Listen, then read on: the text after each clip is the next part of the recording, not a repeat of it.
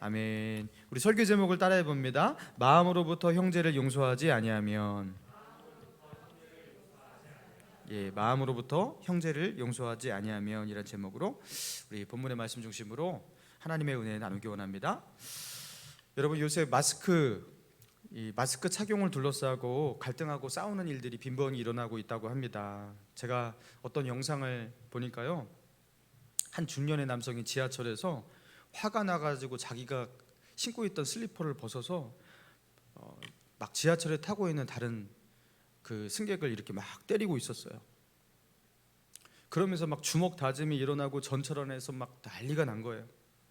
그러니까 50대 60대가 되어 보이는 그런 분들 사이에서 일어난 싸움이었습니다. 여러분, 그 싸움의 이유가 무엇이냐면, 그 전철을 타고 있었는데 한 남성이 마스크를 안 착용했었나 봐요. 그런데 그것을 못마땅히 여긴 그 동승한 승객이 마스크를 왜 안 쓰냐고 그렇게 지적을 했어요. 근데 그 말을 듣고 화가 났던, 참을 수 없었던 이 중년의 남성이 자기 신발을 벗어서 막 그 사람을 막 이렇게 때렸던 거예요. 그리고 다른 사람, 또 말했던 사람, 그 사람도 때리고 막 그러면서 그냥 난투극이 일어나고. 여러분, 네가 뭔데 내 일에 참견하냐고, 기분 나쁘다고 말하면서 싸우는 거예요.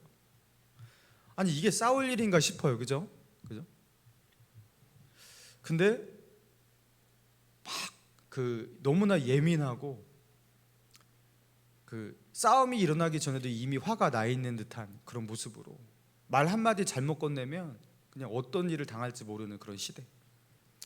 여러분, 인터넷에 그 기사의 댓글을 요새는 못 보겠어요. 너무 험악해갖고. 댓글을 보면 그냥 사람들이 죄다 화가 나 있어요. 욕설은 기본이고요, 뭐 혐오와 저주가 섞인 말들이 그냥 다반사입니다. 그냥 한마디로 그냥 울분이 가득한 대한민국이에요. 전 국민적으로 다 화가 나 있고 마음이 상해 있고 울분이 가득해요.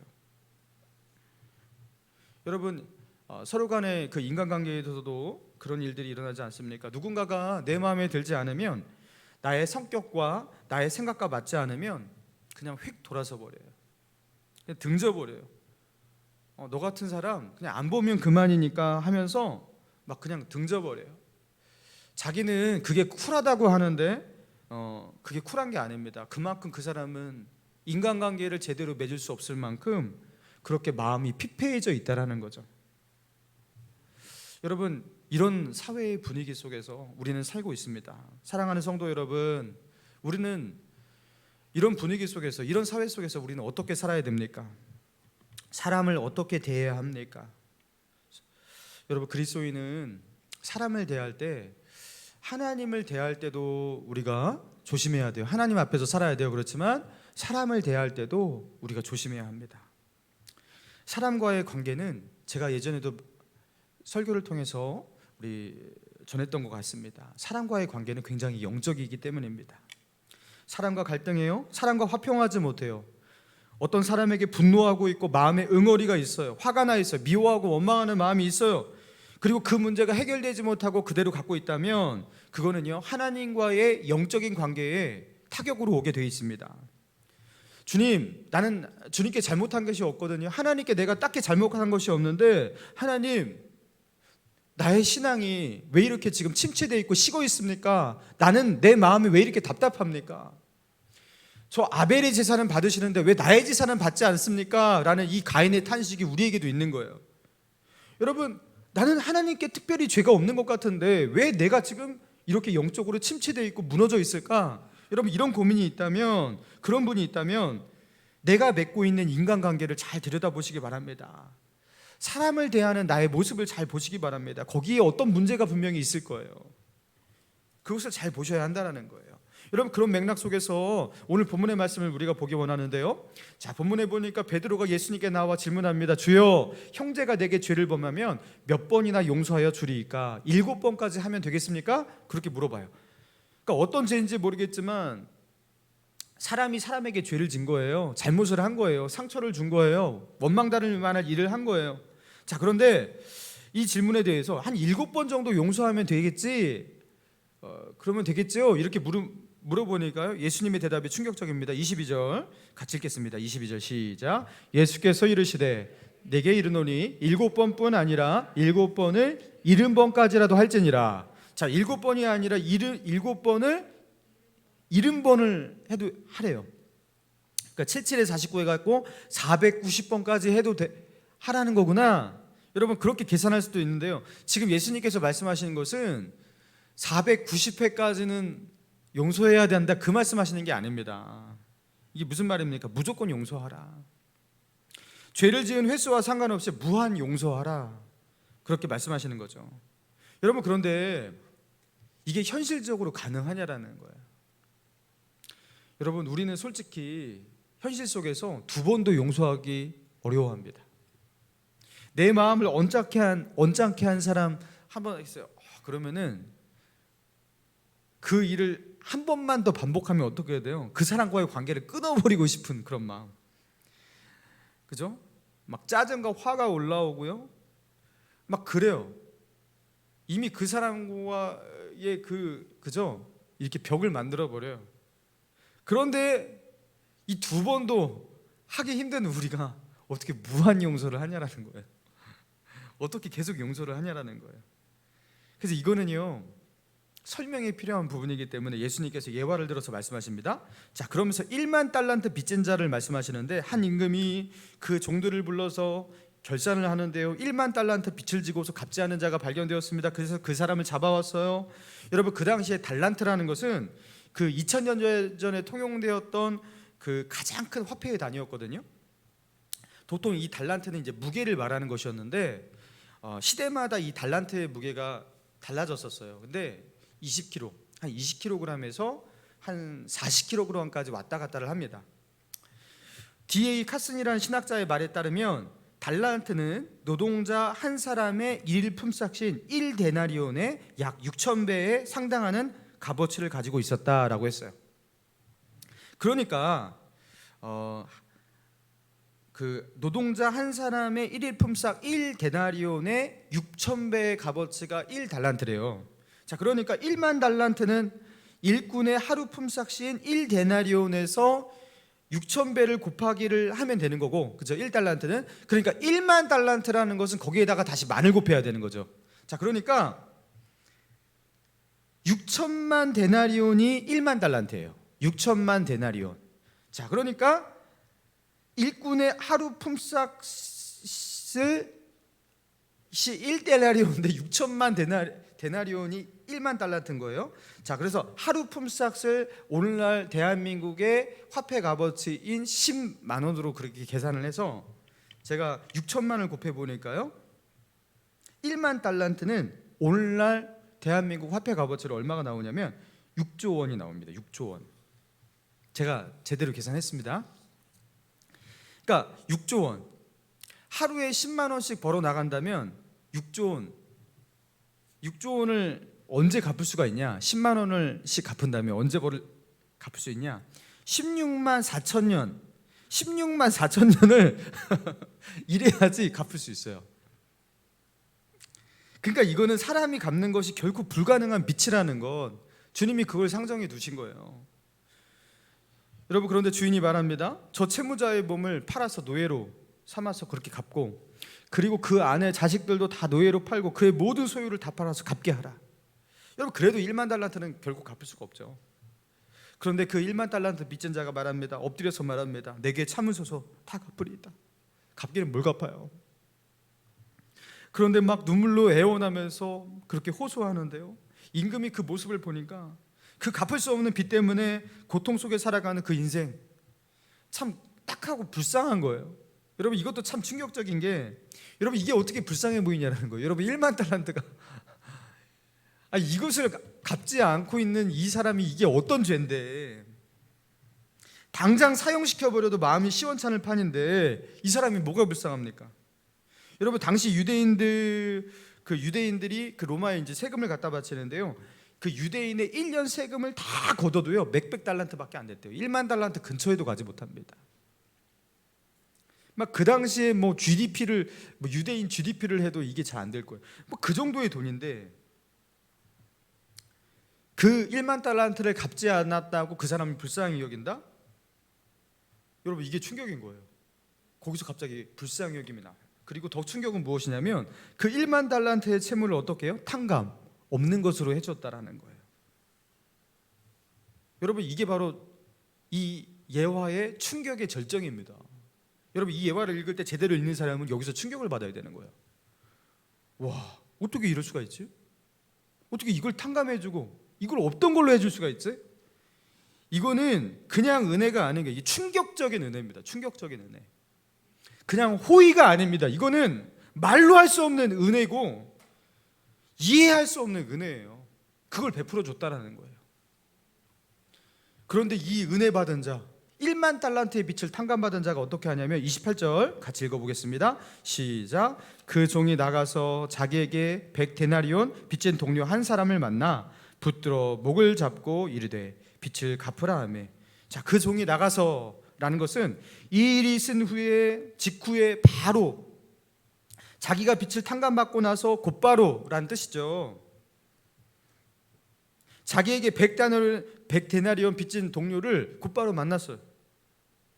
여러분, 1데나리온이 하루 풍sak 10만 원을 잡으면 100데나리온은 1000만 원입니다. 여러분, 1000만 원 작은 돈이에요, 큰 돈이에요? 큰 돈입니다. 꽤 큰 돈입니다. 여러분, 그런데 1만 달란트에 비해서 6조 원에 비해서 1000만 원은 이거는요 먼지만큼도 안 되는 돈인 거예요. 비교할 수 없는 숫자인 거예요.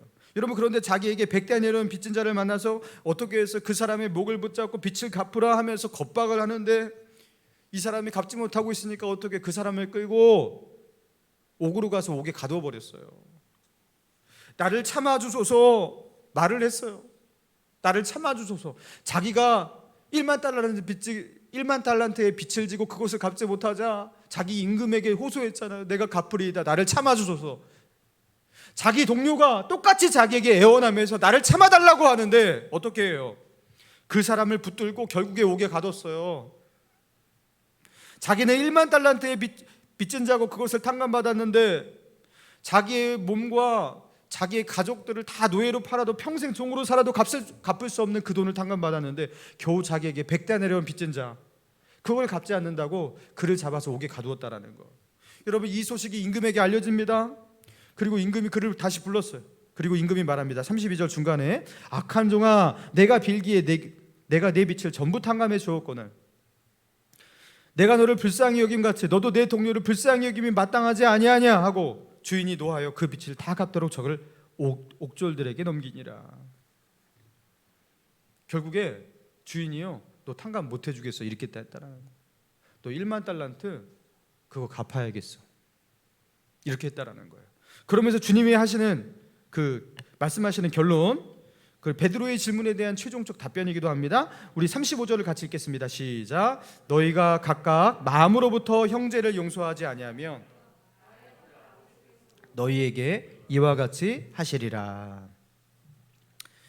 여러분, 그러니까 1만 달란트 빚을 지고서 탕감받은 자는 누구를 말했던 거예요? 하나님께 죄 용서를 받은 성도를 말하는 겁니다. 그리스도인을 말하는 것입니다. 여러분, 하나님께 지은 이 죄, 여러분 16만 년을 일해도 갚을 수 없는 여러분 그 죄, 아담과 하와로부터 흘러내려오는 원죄, 그리고 내가 지었던 좌범죄, 그리고 그 죄로 말미암아 영원토록 지옥의 형벌을 받고 하나님의 심판과 저주 아래 있어야 할 죄, 이미 죽었던 그 죄로 말미암아 이미 죽어서 소망이 없는 우리의 이 저주, 여러분, 이 죄악들을요 하나님은 자기의 아들을 십자가에 죽게 하심으로, 우리를 위해서 자기의 아들을 십자가에 내어주심으로 단번에 씻어주셨어요. 그리고 죄인인 우리를 뭐라고 부르셨어요? 의인이라 칭해 주셨어요. 그리고 죄인인 우리를 하나님의 자녀로 삼아 주셨어요. 여러분, 이게 무슨 황당한 은혜라는 거예요. 이게 하루아침에 이게 무슨 날벼락 같은 은혜라는 거예요. 여러분, 이게 바로 1만 달란트를 탕감받은 은혜라는 겁니다. 여러분, 그런데 그런 은혜를 받은 자들이 자기가 하나님께 어떻게 사함을 받고 어떠한 은혜를 받았는지 그것을 돌아서서 바로 잊어버리고 어떻게 한다는 거예요? 자기에게 죄 지은 자, 나에게 상처를 준 자, 나에게 모욕감을 준 자, 저들이 나를 실망시키고 나에게 고통을 줬다고, 내가 듣기에 아주 기쁜 나쁜 말을 했다고, 어떻게 나에게 이렇게 대할 수가 있냐고, 나에게 이렇게 손해를 끼칠 수가 있냐고, 그러면서 다른 사람의 그 죄를 용서하지 않고요, 그 죄를 조금도 탕감해 주지를 않아요. 용서한다고 말은 했지만 마음의 응어리를 풀지를 않아요. 마음으로 용서를 하지 않아요. 그러면서 그 마음을 그대로 품고 있습니다. 여러분, 그런 자에게 하나님은 어떻게 하신다? 하늘 아버지께서도 너희에게 이와 같이 하시리라. 하늘 아버지께서도, 하나님도 너희에게 똑같이 대하시리라 말씀하셨어요. 용서하지 않는 자에게 하나님도 용서하지 않으시리라. 화가 나 있는 사람에게 하나님도 화가 나 있어요. 응어리진 마음을 가지고 꽁 하고 있잖아요. 그럼 하나님도 그 사람에게 똑같이 그렇게 응어리진 마음을 가지고 꽁 하시겠다. 여러분, 하나님께서 나에게 주시는 그 은혜라는 것은 그 은혜에 합당한 삶의 태도로 살아갈 때 그 은혜가 내게 임한다라는 거예요. 여러분, 그리고 마지막 말씀이 너무나 의미심장하게 와닿습니다. 너희가 각각 마음으로부터 형제를 용서하지 아니하면 마음으로부터 형제를 용서해야 한다는 거예요. 여러분, 이거는요, 내 중심으로부터, 내 마음으로부터 진실된, 그러니까 응어리진 마음이 하나도 남겨 있으면 안 돼요. 여러분, 그래서 너 옛날부터 항상 너는 그래왔어, 여러분, 그거 응어리진 마음이죠. 여러분, 그거 용서하지 않은 겁니다. 여러분, 진심으로 형제를 용서하면요, 과거가 생각이 안 나야 돼요. 여러분, 이렇게 진심으로 형제를 온전히 용서하지 않으면, 그렇지 않으면 하나님과의 관계는 온전할 수가 없고 하나님도 너희 죄를 용서하지 않으시리라 주님 말씀하신 거예요. 여러분, 그러니까 오늘 지금 이 시간 당장에 우리가 해야 할 게 무엇입니까? 여러분, 제가 어저께 이 말씀을 묵상하다가요, 본당에 와갖고요, 야, 이거 모든 응어리진 마음도 다 해결해야겠다 그랬어요. 다 생각해냈어요. 모든 서운했던 거 다 생각해냈어요. 그리고서 하나님, 다 용서합니다. 다 용서합니다. 이제 저들의 죄를 기억하지 않겠습니다. 이제 서운하지도 않습니다. 하나님, 다 얘기했어요. 마음이 시원하더라고요. 여러분, 당장에 용서하시기 바랍니다. 꽁한 마음, 응어리진 마음, 화가 난 마음, 상처난 마음, 여러분, 그 마음을 가지고 한 시간도 살지 마세요. 여러분, 그 마음으로 똑같이 하나님이 나를 대하시겠다라는, 여러분, 이게 얼마나 무섭습니까? 여러분, 오산화 씨라고요, 기독교인으로서 청소년 사역을 하시는 여집사님이신데, 이분이 책을 몇 권 썼어요. 제가 그 책 한 권을 읽었는데요, 이분이 자신의 경험을 이야기합니다. 한 번은 소년 재판, 그렇죠? 소년이 죄를 짓고서 재판 자리에 섰는데 그 재판에 참관을 한 적이 있었다고 합니다. 한 아이가 재판을 받으러 이렇게 섰는데요, 그 아이는요, 자기의 어머니가 이제 아빠와 이혼을 하고 이제 결혼을 한 거예요. 그래서 새 아버지를 맞아들인 거예요. 근데 그 새 아버지가 그 아이를 미워했어요. 자기와 자기의 여동생을 너무나 미워했습니다. 그래갖고 어느 날 그 아이들을 버렸어요. 그리고 고아원에 맡겨버렸어요. 근데 그 고아원에 맡겨진 이 아이가요, 너무 고아원에 사는 게 힘들었어요. 그래서 자기 여동생과 함께 살 집을 어떻게 구했어요. 나왔어요. 고아원 나왔어요. 근데 혼자 살기가 너무나 힘들었습니다. 그래서 결국에 남의 물건에 손을 댔어요. 절도죄를 지었어요. 가게에 들어가 도둑질을 했습니다. 그러다 어느 날 잡힌 거예요. 가게 주인에게 잡혔는데요, 그 가게 주인과 실랑이를 벌이다가 그만 칼을 가지고 그 주인을 찔러버렸어요. 그래서 그냥 절도죄가 아니라 특수절도범이 되어버렸어요. 그래서 지금 재판을 받기 위해서 그렇게 선 거예요. 판사가, 이 아이의 이 사연을 알고 있는 이 판사가 이 아이에게 질문을 합니다. 너 몇 호 받을 거니? 몇 호 받을 거니? 이게 고개 숙인 아이가 나지막히 말했어요. 10호요. 10호는 바로 소년원에 가는 거예요. 9호는 소년원 안 가요. 그런데 판사가 물었어요. 너 10호 받으면 소년원 가는 건데 왜 10호야? 그러니까 이 아이가 하는 말이, 자기가 지금 이 재판 자리에 오기까지 위탁으로 잠깐 소년원에 갔다가 왔는데 그 소년원 사람들이 모두 한결같이 말했대요. 너는 무조건 10호를 받고 소년원에 올 거니까, 특수절도는 소년원을 피할 수 없으니까 여기에 있는 짐 가져갈 필요 없어. 짐 그대로 두고 가. 어차피 소년은 올 거니까. 그러니까 판사가 다시 물어요. 그럼 구호를 받는다면? 아니에요. 저는 10%예요. 이 소년은 자신이 중죄를 지었기 때문에 10%를 받아도 할 말이 없었습니다. 그런데 판사가 말합니다. 잘 들어라. 내가 판사다. 여기서 내가 판정을 내리면 그 전에 무슨 소리를 들었든 상관없이 판정이 나는 거야. 알겠니? 그러니까 그 아이가 고개를 끄덕입니다. 나는 너에게 구호를 줄 거다. 구호는 쉼터에 가서 친구들과 같이 지낼 수도 있고 학교도 다시 다닐 수 있는 거다. 그러니까 이 아이가 정말 그래도 돼요. 그리고 그 아이의 눈에 눈물이 맺히기 시작합니다. 울먹이기 시작합니다. 그리고 판사가 그 아이를 향해서 따뜻한 목소리로 이렇게 말합니다. 기억해라. 세상 속에서 한 사람은 너를 용서했어. 한 사람은 그대로 너를 믿어주었어. 너 지금부터 이거 기억하고 살아. 이 아이가 수없이 고개를 끄덕이며 거기서 울었고 방청석에서 그 모습을 지켜본 사람들도 같이 울었다고 해요. 기억해라. 한 사람은 너를 용서했어. 한 사람은 그래도 너를 믿어주었어. 그거 기억하고 살아. 그거 기억하고 새로운 인생 살라고 이 판사가 이 아이에게 기회를 준 거예요. 사랑하는 성도 여러분, 하나님께서 우리에게 이렇게 말씀하시는 거예요. 너희가 나에게 진 그 빛을 청산하기 위해서, 그 죄를 청산하기 위해서 나는 내 아들을 십자가에 달았다. 내 아들의 손과 발에 못을 박았고 내 아들을 그 십자가에서 온갖 추악한 죄를 지은 죄인처럼 그렇게 저주하며 심판하며 내 아들을 죽게 했다. 그리고 나는 너의 죄를 탕감하고 용서했다. 그러니까 이제부터 너희는 내가 너희를 어떻게 용서하고 내가 너희에게 어떻게 은혜를 베풀었는지 그거 기억하고 살아.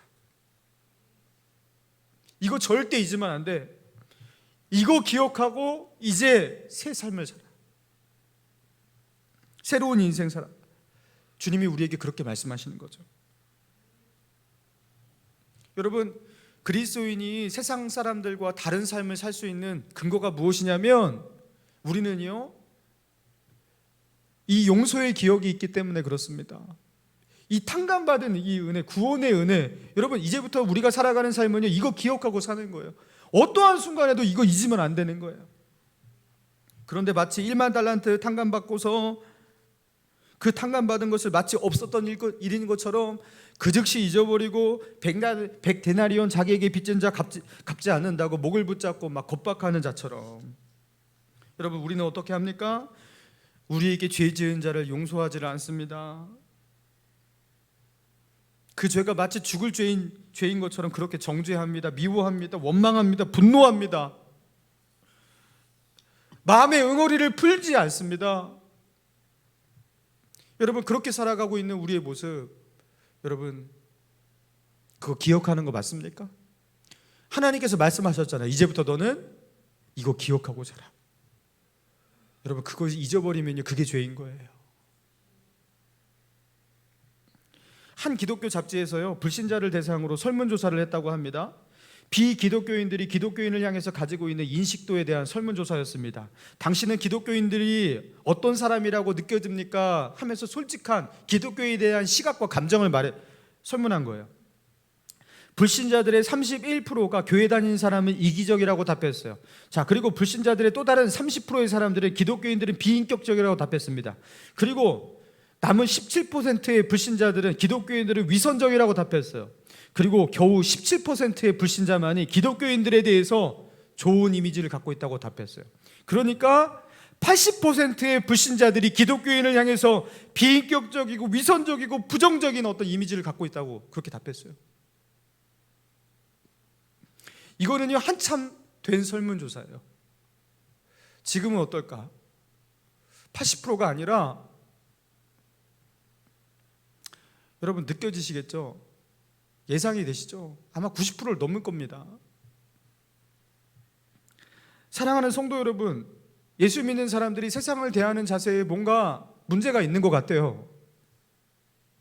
여러분, 이 말씀에 따르면 우리가 세상을 어떻게 대해야 할까요?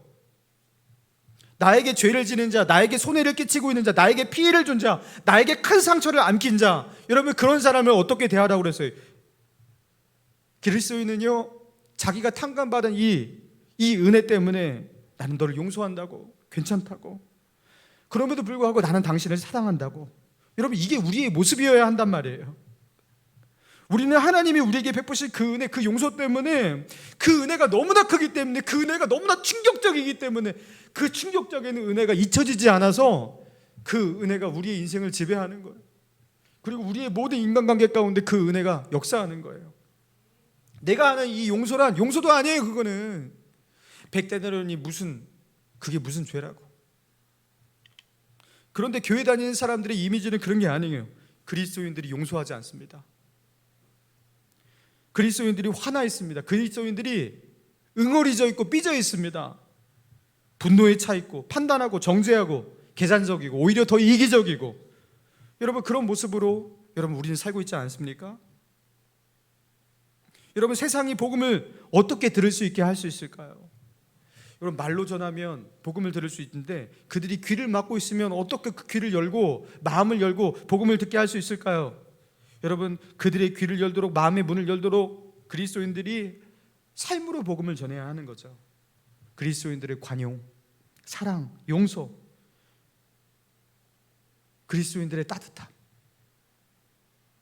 아니 어떻게 저걸 참고 저걸 품지? 어떻게 저걸 용서하지? 여러분, 이게요, 그 닫힌 저 세상의 문을, 그 마음의 문을 열게 만드는 우리의 삶으로 전해지는 복음인 거예요. 용서할 수 없는 사람을 용서할 때, 품을 수 없는 사람까지 품을 때, 세상은 우리의 모습 속에서 뭔가를 발견합니다. 예수님의 그림자를 발견합니다. 그리스도의 향기를 발견합니다. 그리고 마음의 문을 열어요. 듣지 않으려는 자기의 귀를 열기 시작해요. 그리고 복음이 전해지기 시작하는 거죠. 사랑하는 성도 여러분, 용서했으면 좋겠어요. 예수 믿는 사람들이 너무나 화나 있는 시대를 살고 있어요. 과연 그게 그리스도인의 모습일까? 여러분, 이 말씀 앞에 우리가 섰으면 좋겠어요. 세상을 우리가 어떻게 대해야 하는지 우리 주님께서 우리에게 알려주신 것 같아요. 용서해야지 내가 하나님의 용서를 받습니다. 내가 용서해야지 세상은 십자가의 복음을 들을 수 있습니다. 하나님의 은혜를 입은 자만이 할 수 있는 그 용서, 여러분 그 용서를 가지고 당장 내 가족을 용서하십시다. 내 이웃들을 용서합시다.